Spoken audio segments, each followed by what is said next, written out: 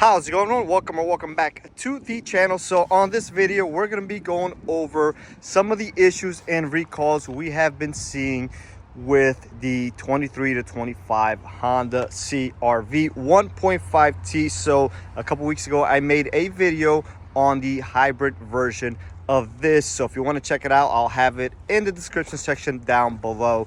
But on today's video, we're going to be focusing on the 1.5T powertrains only. And if you ask me up to this point which one has been more reliable, I'm going to say the 1.5T has been, although I have a feeling that in 4 or 5 years time or so, the roles may flip-flop here. So we're gonna go ahead and start with some of the recalls we have had. So for the 23 model year, we're talking EXL passenger seat frame had a recall for some improperly welded frame bolts. So we have not seen anything, or I have not done any of those yet. So that was just a small number of vehicles affected. So for the 23 model years, EXL, and the LX fuel pumps. So obviously that has been an issue with Honda. That is the low pressure fuel pump at this time. And for the 23 to 25, we obviously have this new recall with the sticky steering situation that a ton of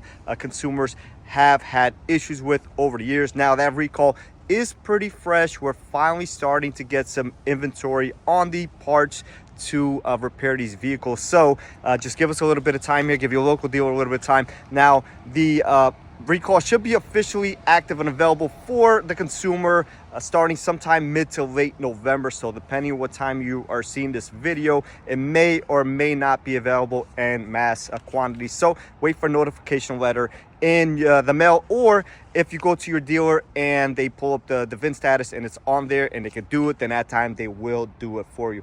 And last but not least, on the 24 model years, EXL, they had a tire recall where you got a new set of tires. So again, when you go to your local dealer, they will pull up the VIN status, and if any of these recalls apply to you, then they will do them at that time. So let's go ahead and get started with the powertrain part of some of the issues we've seen here. So as some of you may or may not know, these 1.5Ts had a history of the head gaskets fouling and going bad and blowing over time. Now, most of them seem to be the Accords, 18 and 22 Accords at this time.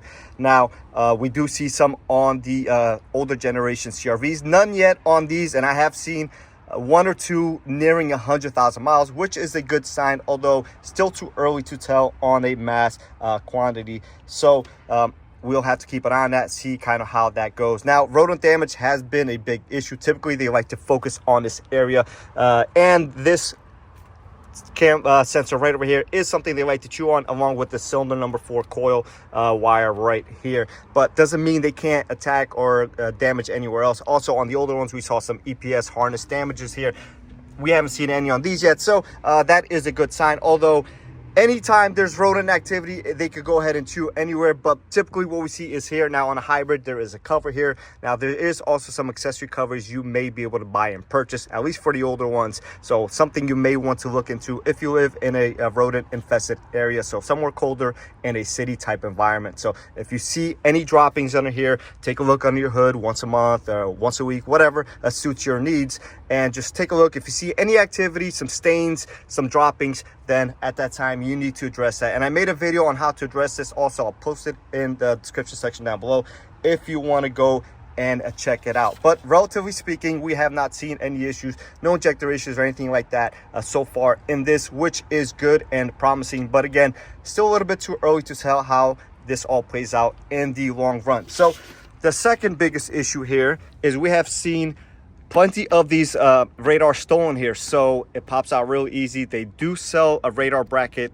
protectors. I also have some if you wanted to go ahead and purchase one. Now again, this may be area based, but it's something we are seeing, and they are fairly expensive, and sometimes when they remove the radar, they actually end up breaking the surround or the housing that holds that radar, and that is only sold with the entire grill, so it gets real expensive real quick. So if you live in an area like that where theft is an issue, just be aware these cars are targets for that.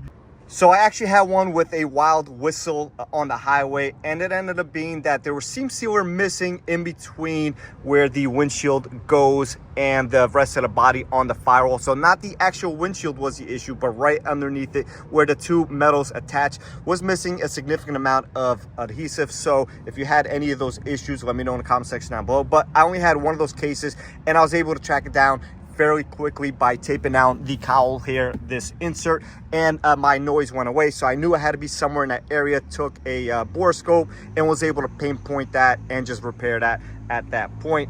Moving on to the inside of the vehicle. Overall, we have had almost no issues here, with the exception of having some of these with a picture of black and white, so not colored when in reverse. So allegedly Honda is working on a software issue or software update for this, so we'll just have to see how that plays out, but nothing as of yet. Some people have luck with doing a hard reset. Some other people had a good luck with replacing units and stuff like that, but we haven't seen any of those issues, too many here, a couple, and hard reset has done it for us, although Honda does seem to be working on some sort of a software update. Now, it's only in reverse. When the backup camera displays here, it'll have a black and white image versus being colored.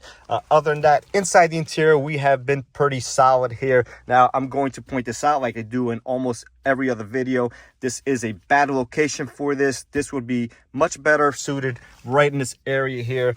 And just because of the fact that we have cup holders here and people like to drink and eat in their vehicles, we all commute, we all travel, or a lot of us do, and crumbs get in here causing some issues.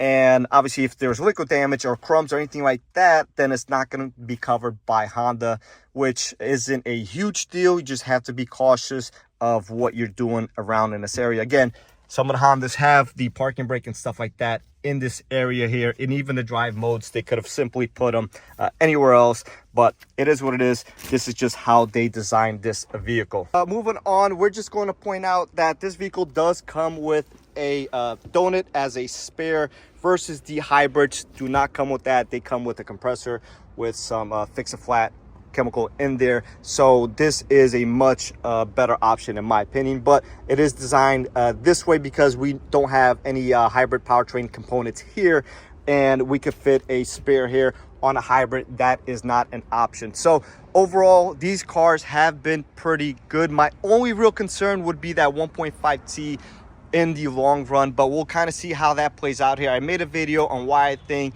that this issue will persist and continue, and I'll attach that video as well to the description section down below if you guys want to go ahead and check it out if you haven't done so already. So that being said, I'm gonna go ahead and wrap up this video. Let me know if you have one of these cars. Let me know how it's treated you, and I'll catch you on the next one.